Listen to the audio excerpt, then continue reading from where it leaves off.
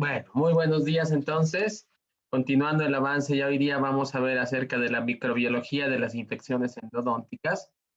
Entonces, yo sé que, no sé, pero personalmente cuando hemos pasado microbiología, todos ha sido una materia bastante densa en cuanto al contenido teórico. La verdad es una materia muy bonita que se relaciona casi con todas las áreas de tipo clínico, ¿sí? Entonces, tal vez vamos a ver algunos detalles no tan generales, sino más específicos, pero que nos ayuden a que nos guste un poquito más la microbiología. ¿Sí? Estamos viendo un medio de cultivo. Entonces, si bien es cierto, vamos a ver que el hacer la toma de muestra y un medio de cultivo en nuestros pacientes de endodoncia no es algo habitual, ¿sí? Sabemos que tenemos ciertos procedimientos y protocolos genéricos que se hacen, entonces no es habitual. Para algún tipo de estudio de investigación o trabajo sí se puede hacer alguna toma de muestra, pero evidentemente la causa de nuestra patología, tanto pulpar o perirradicular, está relacionada con la presencia de microorganismos. Vamos a ir viendo eso ahora entonces. ¿Sí?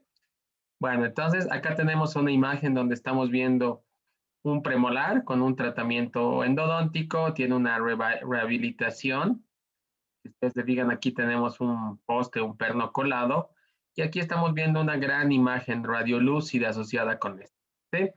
Si analizamos un poquito, podría deberse a que tal vez no se han localizado los dos conductos, alguien me podrá decir que la instrumentación y la obturación está corta, y alguien más me podrá decir que tal vez este poste está yendo en otro sentido del eje mayor del diente, ¿sí? Lastimosamente aquí podríamos tener también una fisura, una fractura, pero cuando tenemos fisuras y o fracturas, también van a estar ahí implicados los microorganismos, ¿sí?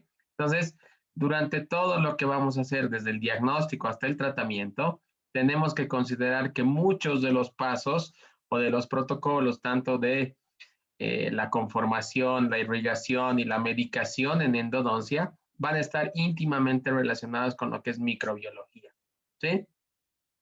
Y es un cambio también muy estudiado dentro de la parte eh, del ADN de los microorganismos, el PCR que vamos a ver más adelante. ¿Sí? Entonces, comenzamos con la etiología de la patología pulpar y perirradicular. Sabemos que va a estar asociada a microorganismos. Entonces, no hay ningún secreto que desde la causa del tratamiento vamos a tener microorganismos.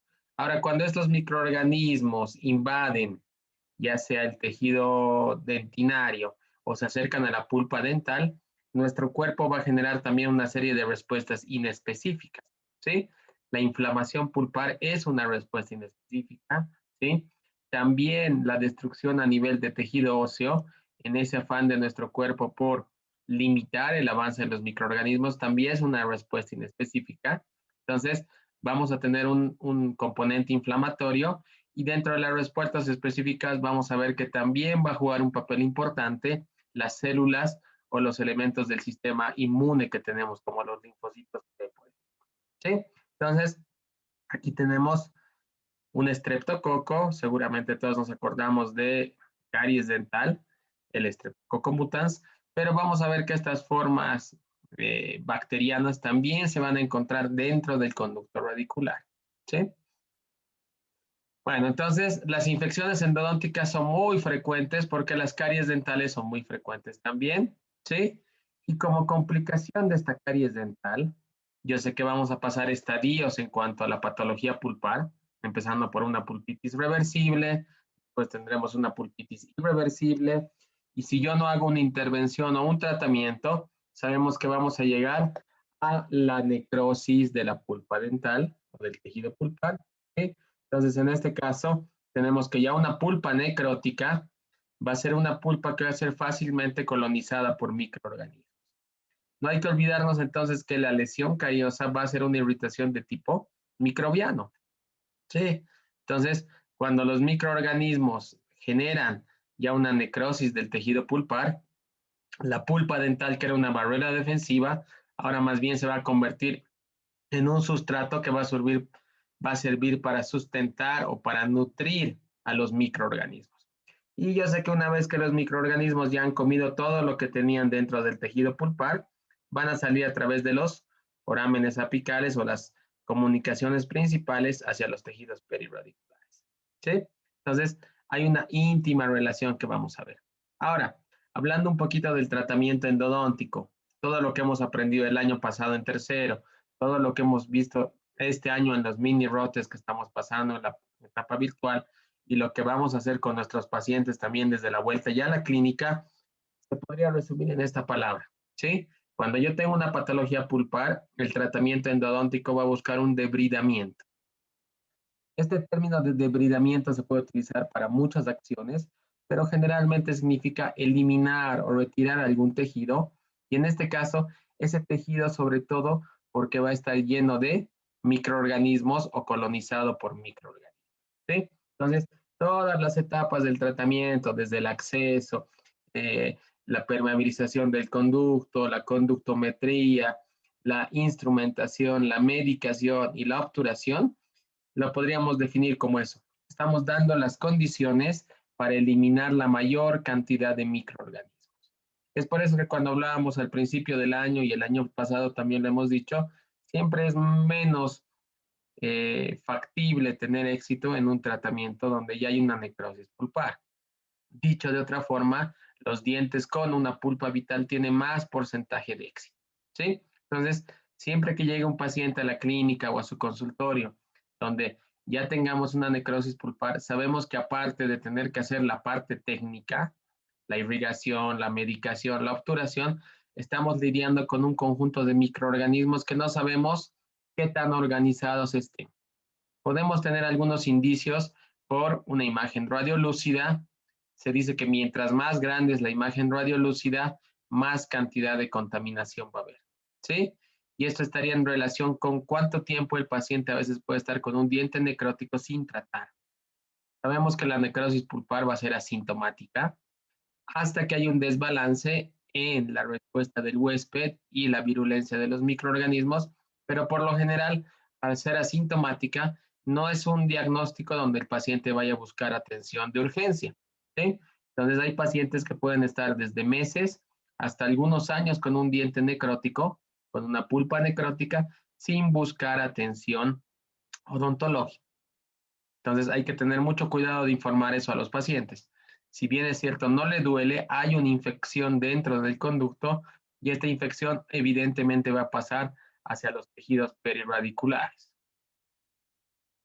Bueno, entonces, por todo lo que hemos visto es que es necesario que yo conozca, detecte y sepa que siempre van a haber microorganismos en el interior de los conductos. Estos microorganismos evidentemente no los vamos a ver a simple vista, por eso son microorganismos.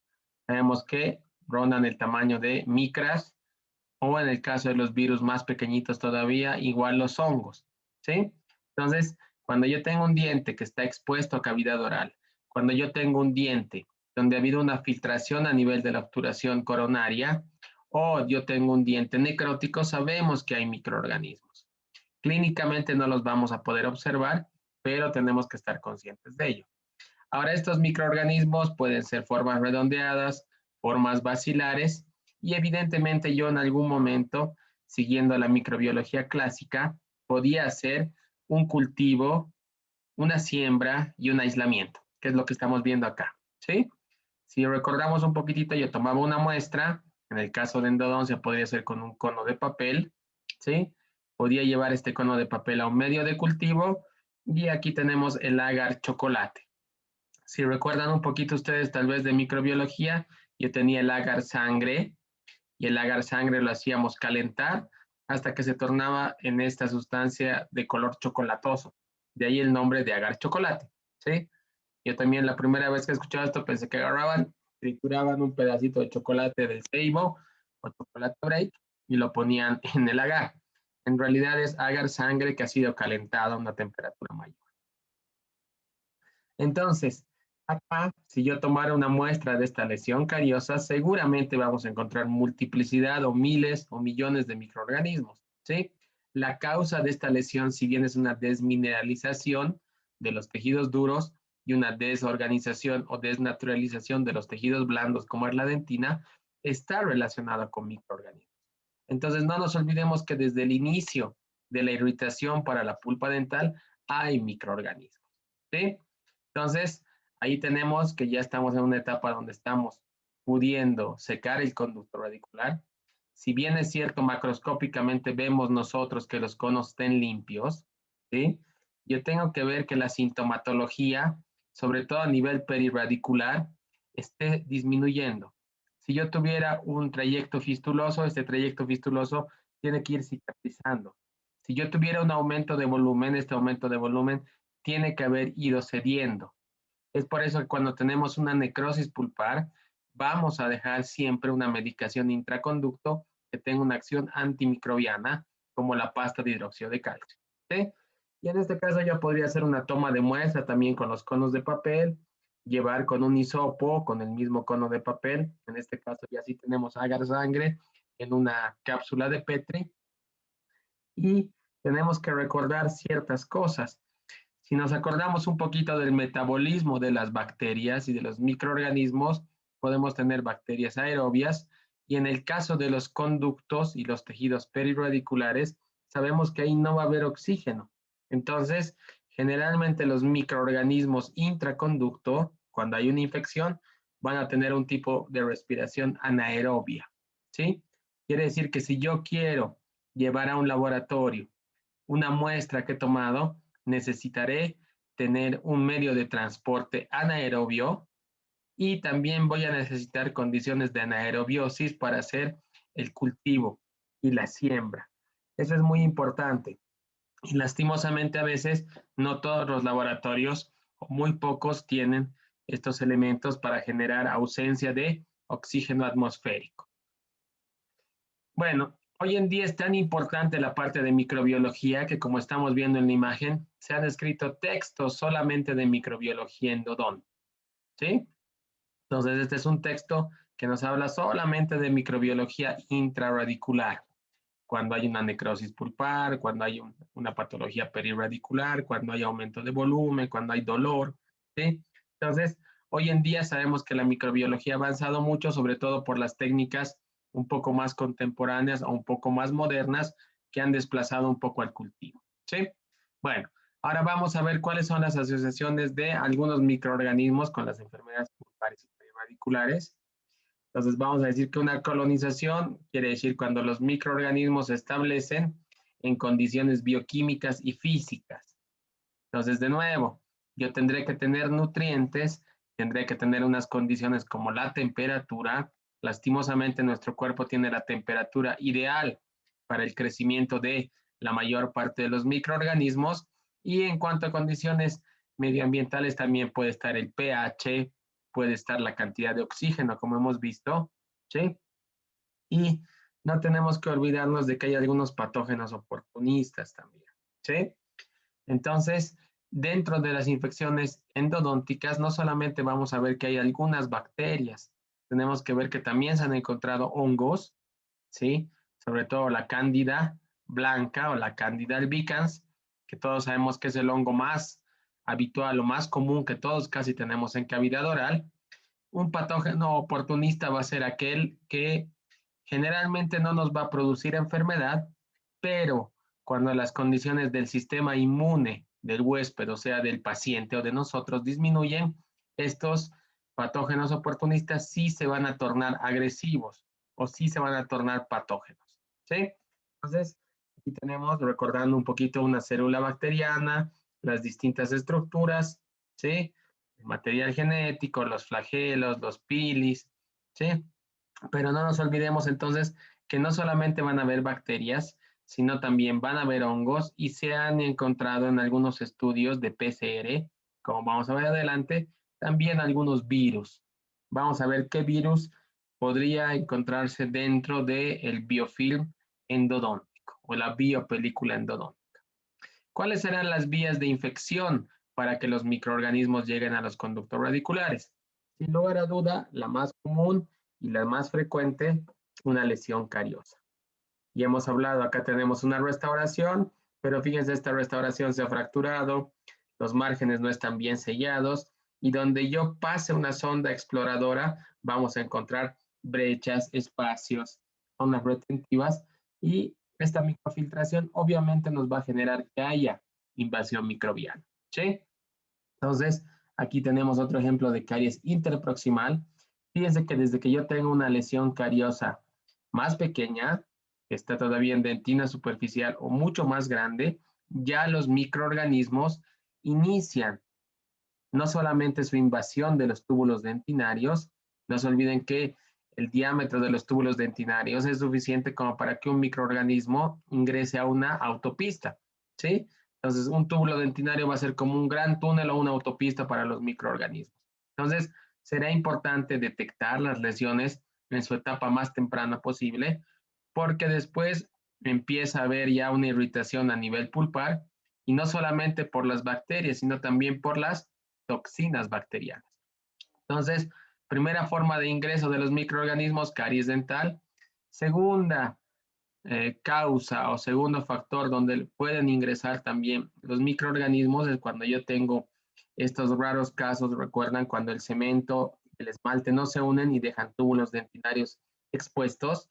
La hipersensibilidad dentinaria entonces también sería una forma de que puedan ingresar e irritar los microorganismos, ¿sí? Y evidentemente fracturas, ¿sí? Cuando yo tengo una fractura coronaria no compuesta, donde no se compromete la pulpa dental, o fracturas más grandes. Cuando yo tengo una fractura, como en este caso a nivel radicular, vamos a ver que la mayor irritación después del trauma físico va a ser justamente una vía de acceso para que se exponga la pulpa dental a los microorganismos. No se olviden que naturalmente el esmalte, la dentina y el cemento radicular aíslan a la pulpa dental de microorganismos. Entonces, los traumatismos serán otra causa y también la enfermedad periodontal. No nos olvidemos que siempre hemos dicho que hay una íntima relación entre lo que es endodoncia y periodoncia, y vamos a ver más adelante también en cuanto al tipo de microorganismos, pero cuando yo tengo una bolsa periodontal, ¿sí? Sabemos que esta enfermedad periodontal también está producida por microorganismos. Hay un biofilm periodontal o periodontopatógeno. Se puede ir calcificando esta placa microbiana, lo que llamamos cálculo. Y si yo tuviera en algún momento un conducto lateral o un conducto secundario y la bolsa periodontal llega hasta ahí, también a través de un diente que no tenga patología pulpar inicial, pero sí tenga enfermedad periodontal, podría haber también una exposición o comunicación. Si se fijan en este incisivo central, fíjense la cantidad de placa calcificada y los signos clínicos de enfermedad periodontal, no solamente en un grupo, sino en varios dientes, placa calcificada, inflamación, sangrado, seguramente un sondaje patológico. Entonces, hay que ver también de que está íntimamente relacionada a enfermedad periodontal, y es por eso que en lo posible en la clínica de endodoncia, si es que no es una urgencia, se les pide a los pacientes que puedan ir por la parte de estabilidad periodontal primero, ¿sí? Simultáneamente se puede tratar endodoncia y periodoncia, sí, no hay ningún problema. La cosa es que tenemos que tratar de no trabajar sobre pacientes donde tengamos este grado de contaminación o de infección periodontal, ¿sí? Entonces, es más extraño, es más raro, pero en una enfermedad periodontal donde yo tengo una bolsa demasiado profunda y esta bolsa pueda alcanzar un conducto lateral o llegar hasta el tercio apical, sí podríamos tener exposición del tejido pulpar a estos patógenos periodontales. Ahora, ¿qué pasa? Cuando nosotros hablamos de infecciones odontogénicas y hablamos de microorganismos, vamos a ver que en ningún momento vamos a considerar solo unos cuantos microorganismos. Quiere decir que no tenemos dentro del conducto radicular solo uno o dos o tres microorganismos, sino tenemos millones.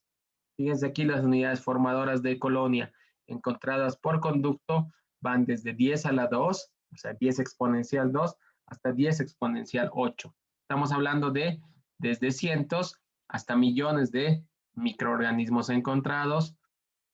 Las técnicas y medios de cultivo, de nuevo, hemos dicho que tienen que ser anaeróbicos. Si yo expusiera una bacteria anaeróbica a oxígeno, va a morir, ¿sí? Entonces, habrá que tener ese cuidado. Si yo voy a hacer o vamos a hacer una toma de muestra de un conducto radicular, yo tengo que tener un medio de transporte anaeróbico, y cuando llegue al laboratorio para el procesamiento, tendremos que tener también ahí condiciones de anaerobiosis, campanas de anaerobiosis o como hemos visto mínimamente esos termos u ollas de anaerobiosis. Entonces, no nos tiene que extrañar que haya ciertas características comunes entre microorganismos del conducto y del surco gingival. No nos olvidemos de la proximidad y la relación anatómica, ¿sí? Y va a pasar algo más. Cuando yo tengo una necrosis pulpar, ¿sí? Y esta necrosis pulpar va avanzando en el tiempo sin tratamiento, no es que estos microorganismos se van a quedar en su estructura de forma estática, sino que empieza a haber una sucesión, empiezan a haber cambios en cuanto a componentes, cambios en cuanto a condiciones medioambientales, ¿sí? Cambios en cuanto a nutrientes. Quiere decir que la infección endodóntica no va a ser un proceso estático, sino que tiene dinamicidad. Quiere decir que van habiendo cambios. Aquí tenemos un esquema que seguramente lo han visto ustedes cuando hemos hablado de enfermedad periodontal, pero más o menos tenemos aquí la superficie del esmalte, la dentina, ¿sí? Y podemos extrapolar esto a lo que pasa dentro del conducto. Quiere decir que hay unos colonizadores primarios, tendremos colonizadores secundarios y después yo ya tengo que se van coagregando más microorganismos. Entonces, lo que tenemos dentro del conducto cuando hay una necrosis y una infección es también una biopelícula. Quiere decir que no tenemos unos cuantos microorganismos aislados, sino tenemos comunidades microbianas complejas formadas por muchos individuos, en este caso por muchos microorganismos, y estos microorganismos tienen mecanismos de comunicación, tienen mecanismos de cooperación. Más o menos tenemos una mini ciudad, ¿sí? Dentro de nuestros conductos radiculares. Esto es lo que es un biofilm o una biopelícula, ¿sí? Entonces, se van a ayudar unos a otros, se van a proteger. Los elementos de desecho de unos le van a servir de nutrientes a otros, ¿sí? También va a haber una competencia y también van a haber algunos microorganismos que no se van a llevar bien y se van a ir eliminando unos a otros, ¿sí? Pero se llega a una fase donde todos van a trabajar como dentro de una ciudad, donde hay funciones, hay elementos de cooperación y de comunicación a través de mediadores químicos. Bueno, ahora dentro de los tipos de metabolismo vamos a ver que podemos tener dentro del conducto bacterias, microorganismos anaerobios obligados, quiere decir que sí o sí necesitan de ausencia de oxígeno, pero también podemos tener metabolismos intermedios, quiere decir microaerófilos, algunos que pueden tolerar oxígeno, pero en pequeñas cantidades, ¿sí? Y tenemos otras que son facultativas. Estas bacterias facultativas son las más difíciles de eliminar porque pueden trabajar con oxígeno o sin oxígeno. De cierta forma, se han adaptado a las condiciones medioambientales. Y por último, también vamos a tener algunos aerobios obligados. Quiere decir que ellos más bien sí o sí necesitan de oxígeno. Si yo a una bacteria aerobia la privo de oxígeno, va a morir. ¿Sí? Entonces, si se fijan, tenemos microorganismos a los extremos que son relativamente más fáciles de eliminar, pero tenemos al medio formas bacterianas y microorganismos que han ido desarrollando capacidad de adaptación. Entonces, ante la necesidad de supervivencia, como pasa con nosotros también durante la pandemia, hemos ido adaptándonos a las condiciones que nos da el medio ambiente. ¿Sí? Entonces, hay que tener cuidado con esos aerobios o anaerobios facultativos. Dentro de la causa de la patología pulpar y perirradicular, habrá que considerar la patogenicidad y la virulencia, ¿sí? Patogenicidad quiere decir la capacidad de causar enfermedad. Entonces, sabemos que en el caso de la patología pulpar y otras, no hay una sola causa, sino que son enfermedades multifactoriales. Entonces, no se olviden que dependerá, por ejemplo, la caries dental, no solamente de la presencia del Streptococcus mutans, sino también dependerá de qué.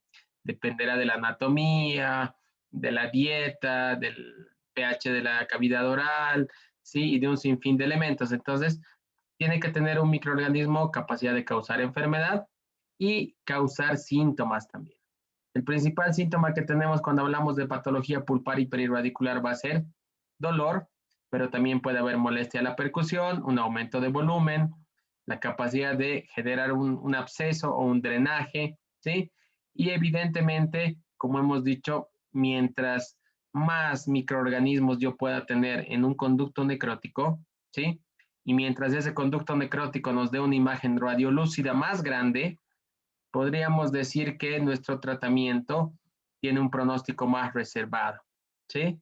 Entonces quiere decir que mientras un diente esté sin tratar más tiempo, podríamos pensar que los microorganismos se han organizado mejor y van a ser más difíciles de eliminar del conducto, ¿sí? Entonces, es por eso de nuevo que decimos que es más exitoso, tiene más porcentaje de éxito el tratamiento de una pulpa vital, ¿sí? Entonces, tenemos que ver eso y evidentemente no vamos a ver microorganismos que podemos ver imágenes radiolúcidas de distinto tamaño, ¿sí? ¿Qué más? Podemos ver la parte clínica, si hubiera un aumento de volumen, zonas dolorosas, si hubiera la formación de un trayecto fistuloso y un trayecto sinuoso, donde yo voy teniendo ahí que el cuerpo busca una vía de drenaje natural y evidentemente cuando yo voy eliminando la cantidad de microorganismos dentro del conducto y esta ha sido exitosa, tendría que ir habiendo una cicatrización. Entonces, la imagen radiográfica va a demorar tiempo en normalizarse, pero la parte clínica sería un indicio valioso para saber que yo voy viendo por buen camino. ¿Sí? Por eso que la medicación intraconducto en dientes necróticos se deja por lo menos de 7 a 10 días y tenemos que hacer un seguimiento a la parte clínica. ¿Sí? Ahora, en los conductos infectados con pulpas necróticas, fíjense que tenemos hasta de un 67 hasta un 90% de anaerobios estrictos. Lo que decíamos al principio, ¿sí? La mayor parte de los microorganismos de una necrosis pulpar van a ser anaerobios estrictos, ¿sí? Ahora también yo puedo encontrar, o sea, han encontrado porfiromonas y prebotela, ¿sí? Y vamos a empezar a ver asociaciones o relaciones similares con los periodontopatógenos periodontales, ¿sí? Negropigmentadas. Entonces, de nuevo, no tenemos solamente un par de microorganismos. Fíjense que tenemos estos biofilms. Aquí hay cocos, hay bacilos interrelacionados en esta matriz azucarada. El sustrato de sostén de un biofilm es una gelatina, ¿sí? Una gelatina o una masa adherente que va a proporcionar un sustrato, un andamiaje para que los microorganismos puedan producir su o tengan la capacidad de persistir dentro del conducto.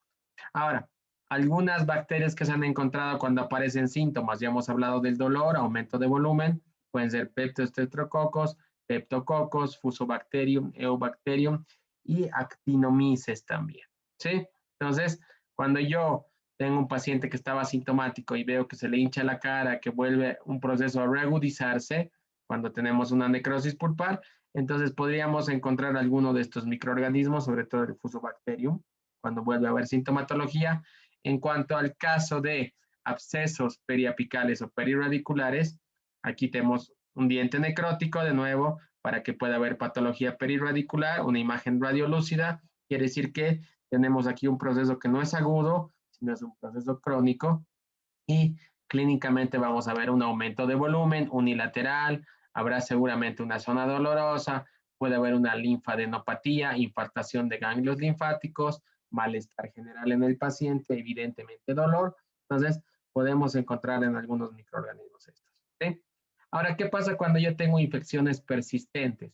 Una infección persistente será aquella en la que ya se ha hecho un tratamiento endodóntico y continúa la infección en cuanto a sintomatología y radiográficamente nosotros no hemos visto esto, ¿sí? Entonces, una infección primaria sabemos que va a estar más caracterizada por anaerobias de nuevo sin oxígeno, gram negativas, con una pared gram negativa, ¿sí? Entonces, la pared gram negativa sabíamos que tenía una complejidad más grande, pero un grosor más delgado, si ustedes quieren, en comparación con las gram positivas. En cambio, en dientes donde yo tengo un fracaso endodóntico, esto quiere decir una endodoncia o una infección primaria, donde no se ha hecho el tratamiento, ¿sí? En cambio acá, un fracaso endodóntico de nuevo sería que yo ya he hecho el tratamiento, ya he obturado y persisten microorganismos dentro del sistema de conductos. En este caso, se han encontrado más bacterias facultativas gram positivas. Fíjense este cambio que hay, infección primaria, anaerobias, gram negativas.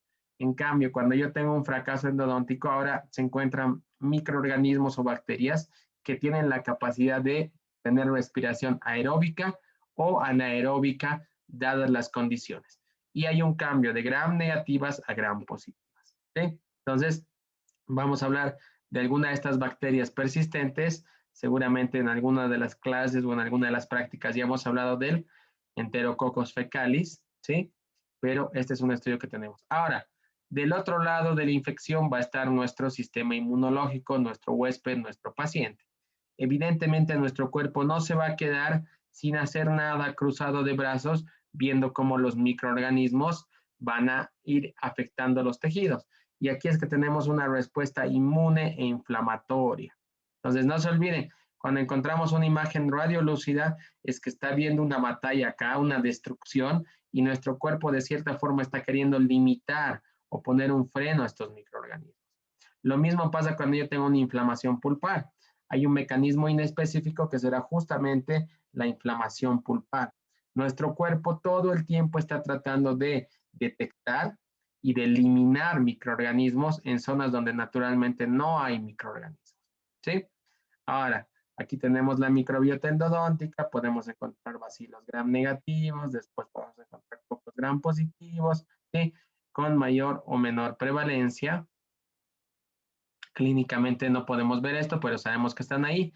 Ahora, ¿qué pasa? Hablando del cultivo, que era una técnica más tradicional, teníamos lo que hemos dicho, ¿cierto? Una toma de muestra, una siembra en un medio de cultivo, llevar a un horno, ¿sí? O llevar a una incubadora y esperar a que vaya viendo un crecimiento. Lastimosamente, los cultivos, si bien siguen siendo muy importantes en la parte microbiológica, demoraban mucho y son muy costosos en cuanto a los insumos y al tiempo. Entonces, se han encontrado otras técnicas moleculares como el PCR o la reacción en cadena de polimerasa. Y en esta reacción de cadena de polimerasa, fíjense todas las especies cuyo ADN se ha encontrado en infecciones endodónticas, Capnocitopaga, Streptococcus, Prebotella, Propionobacterium, Selenomonas, Solobacterium, Streptococcus, Bellonella y Enterococcus fecalis. ¿Sí? Entonces, hoy en día, cuando vemos algún artículo de endodoncia y microbiología, casi automáticamente relacionamos a este enterococo que hemos dicho que se va a encontrar, como habíamos visto antes, en fracasos o en infecciones persistentes. ¿Sí? Entonces, estamos hablando de bacterias facultativas gram positivas. Quiere decir que este enterococos, ¿sí? Se va a encontrar en dientes que ya han sido tratados y donde yo no tengo una buena respuesta al tratamiento. ¿Se puede hacer un retratamiento? Evidentemente sí. Tal vez podamos utilizar otro tipo de solución irrigadora. En este caso hemos hablado de la clorhexidina al 2%. Otro tipo de medicación intraconducto podría ser también clorhexidina en gel al 2%. ¿Sí? Entonces, mucho de lo que se habla hoy en día en cuanto a microbiología endodóntica está en relación con ver cómo yo puedo eliminar la Enterococcus fecalis, cuánto tiempo tarda una solución irrigante en matarlo, qué medicación es más efectiva, ¿sí? Y también vamos a hablar mucho de lo que es la irrigación. Si bien no es el tema que tenemos, sabemos que la irrigación se puede activar ya sea utilizando un cono de forma manual de gutapercha, utilizando ultrasonido, ¿sí? Otros estudios de hibridación de ADN con sondas de ADN, tenemos también la P. endodontalis, el Fusobacterium nucleatum, Prebotella intermedia, Treponema denticulo, A. actinomycetum comitans, el Agregatibacter, Tannerella forsythia. Entonces, fíjense, desde acá podríamos decir que tenemos una microbiota muy similar a lo que pasa en periodoncia. No es de extrañarse porque fíjense que tenemos una relación anatómica, surco gingival, bolsa periodontal, con conductos laterales, con el tercio apical de nuestra raíz o nuestra superficie radicular. Ahora, muchas veces tenemos que hay infecciones endodónticas extrarradiculares y estas en realidad son las que ya no podríamos solucionar solamente con una endodoncia convencional. Mientras la infección se pueda solucionar vía conducto, hablamos de lo que es endodoncia no invasiva. No estamos hablando todavía de una endodoncia quirúrgica. No nos olvidemos que todo lo que no se pueda trabajar vía conducto, hay todavía una alternativa más que es hacer un curetaje apical o hacer una apicectomía. Entonces, en muchas infecciones extrarradiculares han encontrado linfocitos T. Estos linfocitos van a tratar de limitar el avance a nivel de tejido tejido óseo, ¿sí? Inmunoglobulinas. Entonces, fíjense que no solamente nuestro sistema inmune, sino los anticuerpos también van a estar trabajando, ¿sí? Y se ha encontrado esta prebotela intermedia utilizando esta técnica y actinomicosis. Quiere decir que cuando yo tengo una infección extraradicular, muchas veces se ha determinado que pueden haber Actinomyces propionobacterium, ¿sí? La Candida albicans que hablábamos y algunos virus de la familia, sobre todo Epstein-Barr, de la familia herpes virus, ¿sí? El herpes virus humano, el citomegalovirus y el Epstein-Barr humano. Entonces, si se fijan, cuando yo tengo una infección que ha pasado más allá del conducto, no solamente vamos a encontrar bacterias, sino también hongos y también se han podido encontrar algunos virus. Entonces, no es de extrañarnos porque yo sé que en cavidad oral tenemos Candida albicans, en el dorso de la lengua es más frecuente encontrarla, y también la familia de virus que más encontramos en cavidad oral va a ser de, de estos herpes virus humanos, ¿sí? Bueno, hoy en día también podríamos agregar y aumentar aquí también el coronavirus, ¿cierto? No sé, seguramente en algún momento saldrá algún estudio para ver si en infecciones endodónticas también se ha podido encontrar o se ha podido recuperar clones de dentro del conducto del COVID y si este tiene algún tipo de interacción patogénica, ¿sí? Pero sí es cierto que el herpes virus humano sí se ha podido rescatar de dentro de los conductos radiculares. Entonces, cuando hablamos de infecciones endodónticas, no solamente hablamos de bacterias, podemos hablar también de hongos, ¿sí? Entonces, la Candida albicans es un patógeno oportunista. Generalmente no nos va a dar infecciones, pero sí, si llega a ingresar a conducto y a colonizar, se ha visto que puede ser un poco difícil a veces su remoción. Ahora, ¿cómo podemos saber si está ahí o no? Si no hacemos un PCR, bueno, es difícil. Hay que suponer que hay un grupo complejo y complicado de microorganismos, ¿sí? De ahí que tenemos ciertos protocolos de atención. Siempre trabajar con aislamiento absoluto, nunca dejar expuesto a cavidad oral un conducto. Si yo dejara un conducto abierto o expuesto, estoy invitando a que más microorganismos sigan contaminando el conducto, ¿sí? Es por eso que siempre dejamos los conductos sellados y de nuevo, ¿no? El herpes virus humano, el citomegalovirus, el virus de Epstein-Barr. Ahora, ¿qué pasa cuando yo tengo un pronóstico y estoy haciendo mi tratamiento y yo pienso, sospecho, yo podría hacer un cultivo o un PCR? Bueno, en realidad nuestros protocolos clínicos están siempre con la idea de tratar de eliminar la mayor cantidad de microorganismos. Entonces, tenemos que ver que la técnica de instrumentación, la irrigación, la activación de la solución irrigadora, la eliminación del barrillo dentinario, la medicación intraconductal. En este caso, cuando hay una necrosis pulpar, es por eso la importancia de dejar medicación intraconducto, ¿sí? Cuando dejamos la pasta de hidróxido de calcio y esperamos de 7 a 10 días, estamos justamente intentando alcalinizar el pH del conducto, eliminar y que a través de los túbulos dentinarios este hidróxido de calcio pueda ejercer su acción antimicrobiana, ¿sí? Entonces, dependerá de la virulencia del microorganismo. Eso lastimosamente no lo podemos saber, pero está en relación también con la capacidad de respuesta que tenga el huésped, ¿sí? Entonces, si yo tuviera un paciente inmunosuprimido, un paciente con un estado nutricional disminuido, ¿sí? Entonces, evidentemente, nuestro sistema inmune va a estar bajo, ¿sí? Ahí tenemos la resistencia del huésped. Entonces, es por eso importante hacer la historia clínica también, determinar si el paciente, aparte de la infección endodóntica, ha tenido más enfermedades en los últimos tiempos, si ha estado internado, ¿sí? El número de microorganismos, bueno, aquí la contabilización podría hacerse clásicamente un conteo al microscopio bastante difícil o directamente con una técnica de biología molecular como es el PCR. Y ya para ir terminando, podríamos tener algunas conclusiones. Entonces, vamos a ver que si bien es cierto, algunas especies intraconducto se pueden cultivar, hay otras que por la complejidad metabólica tal vez no son cultivables, lo que no quiere decir que no estén. Es por eso que cada vez que se utiliza nueva tecnología, no es que se descubren nuevos microorganismos, esos microorganismos ya han estado ahí, solamente que no los podíamos identificar, ¿sí?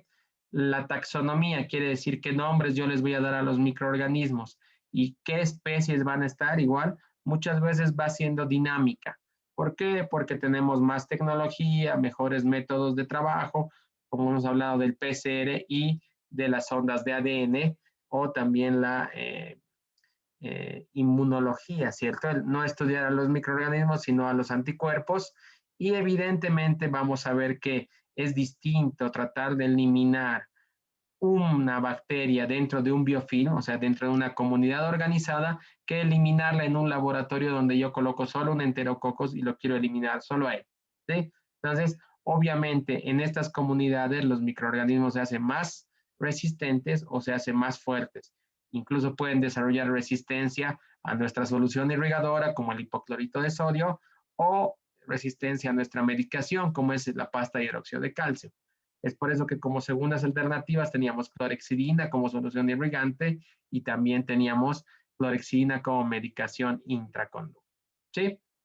Y de nuevo, hay una importante relación entre lo que es periodoncia, endodoncia y el estudio de nuestros periodontopatógenos junto con los microorganismos que pueden generar infección intraconductal. ¿Sí? Bueno, y eso simplemente para terminar, un mensajito. No se olviden que la situación económica, seguramente para todos nosotros, social, de salud, política, bueno, nos genera muchas veces un pesimismo. Tenemos que tratar de no ser pesimistas ni optimistas en exceso, pero bueno, tenemos que tratarnos de ajustar. Y nada más para terminar, pedirles que nos sigamos cuidando, nos sigamos protegiendo, como hablábamos al principio con Diego, ¿sí? Esta tercera ola está llegando, no sabemos muchas veces si ya ha llegado y no se está haciendo un diagnóstico, pero trataremos de mantener, yo sé que tenemos un cansancio sobre el distanciamiento social, las medidas de bioseguridad, pero nosotros como personal de salud muchas veces terminamos pareciendo los loquitos de la familia, ¿cierto? Somos los que queremos andar con barbijo, tratamos de evitar estar muy cerca de nuestra familia muchas veces y evidentemente ya es harto tiempo, pero bueno, el riesgo sigue latente, sigue estando ahí, nos cuidaremos por favor, ¿sí? Es complicado. Si han estado escuchando las noticias, ahora los pacientes que se están complicando más en terapia intensiva, que están necesitando respiradores, intubación, ya no son pacientes como pasaba en la primera ola, que eran pacientes mayores, sino que ahora tenemos pacientes de entre 40 y 50 años o más jóvenes, que son los que están eh, complicándose más. Perdón, ¿me confirman si ya están activados los micrófonos, por favor? No sé si hubiera alguna duda, alguna consulta. Agradecerles el tiempo, la paciencia que han tenido para iniciar. Hemos alcanzado 56, lo que sí nos habilita para que podamos subir la grabación de la clase a nuestro Classroom de asignatura. ¿Sí? No sé si alguien tuviera alguna duda, alguna consulta, pueden escribirla al chat. Pueden activar su micrófono también, que ya está activado. Me confirman, por favor, para hacer alguna duda o consulta, por favor. Doctor, buen día. Hablen, ¿cómo Una, estás? Buenos días. buen día. Una consulta.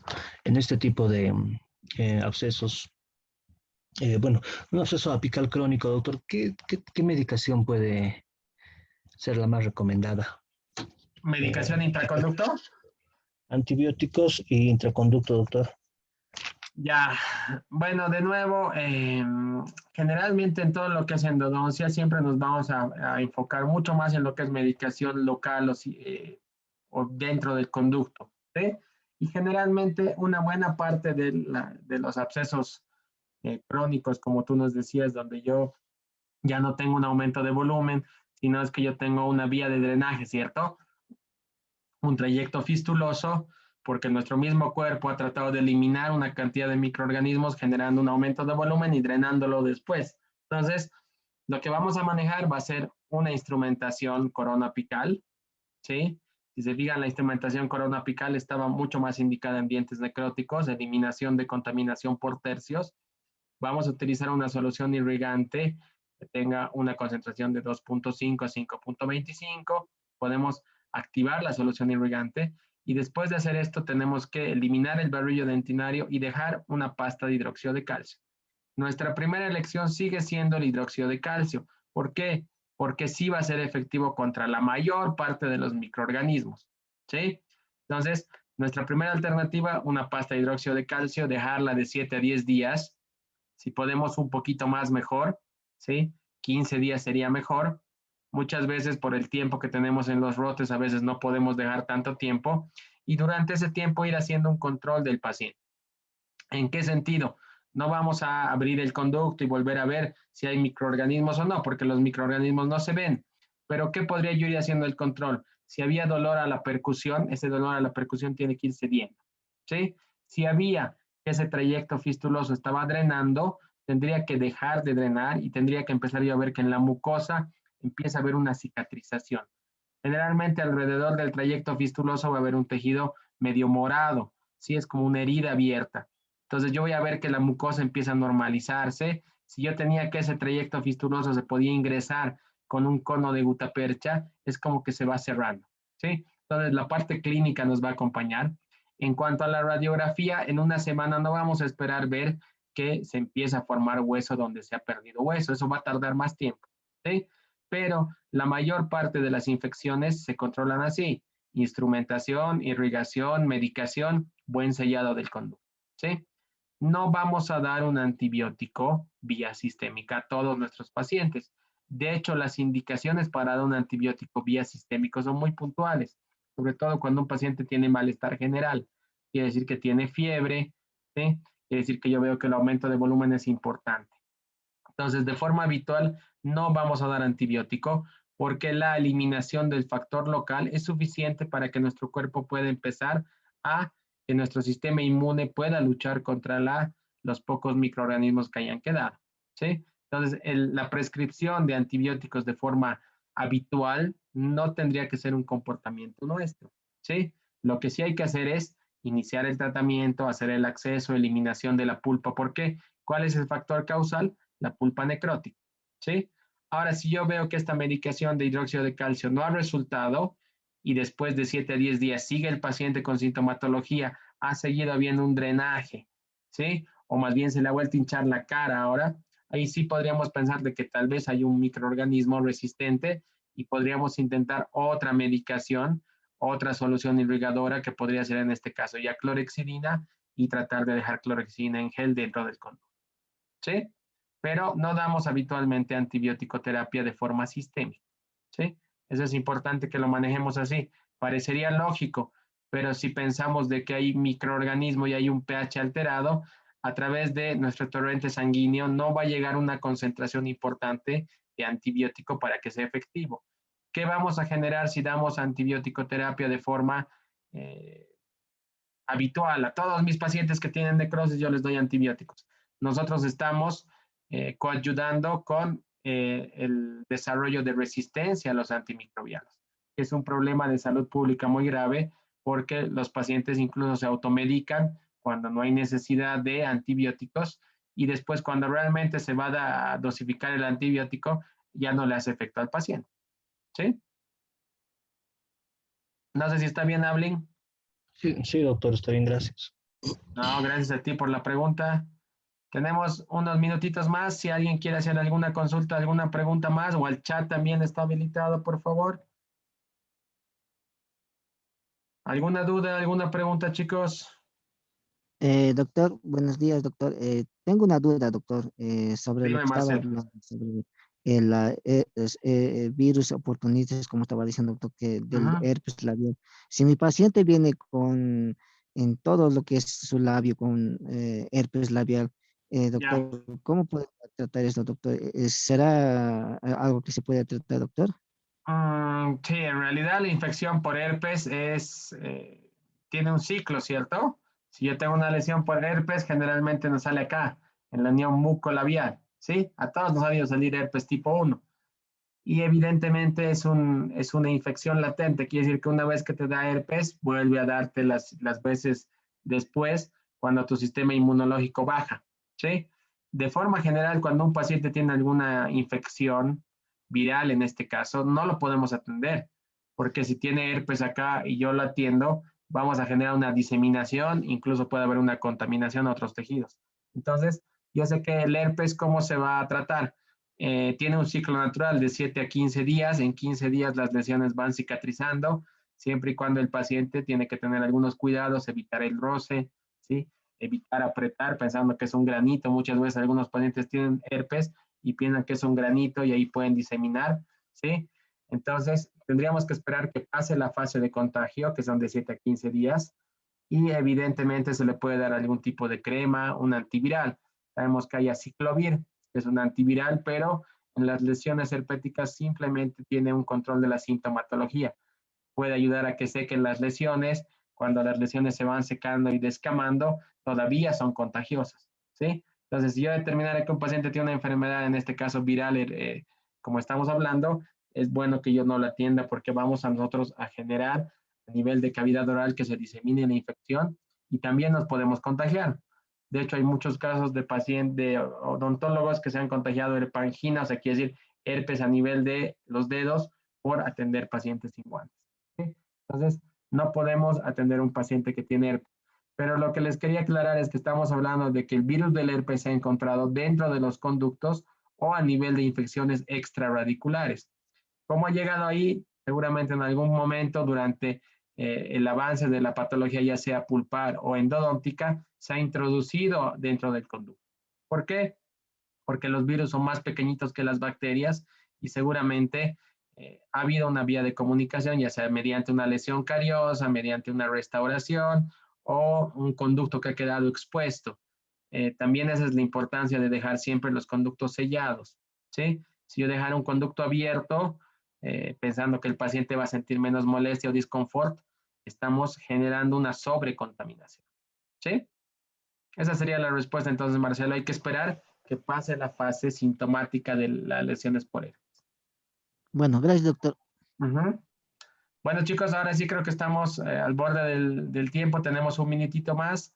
No sé si alguien tuviera alguna consulta más, alguna pregunta al chat también, o ya vamos terminando la clase. Agradecerles a todos su participación, su asistencia, ¿sí? Entonces, la clase se va a subir a nuestro Classroom general de endodoncia en unos minutitos más, ¿sí? Que les vaya muy bien, cuídense, tengan buen resto de semana y nos vemos en la clase teórica. Perdón, Diego. Hasta luego, doctor. Hasta luego, doctor. Hasta Gracias, se luego. cuida, doctor. Gracias. Hasta luego, doctor, se va a Hasta cuidar. luego, chicos. Cuídense ustedes también, por favor, abríguense, no se resfríen y sigamos cuidándonos. Sí, tengan buen día, que les vaya muy bien. Hasta luego. Hasta luego, hasta luego. Hasta luego.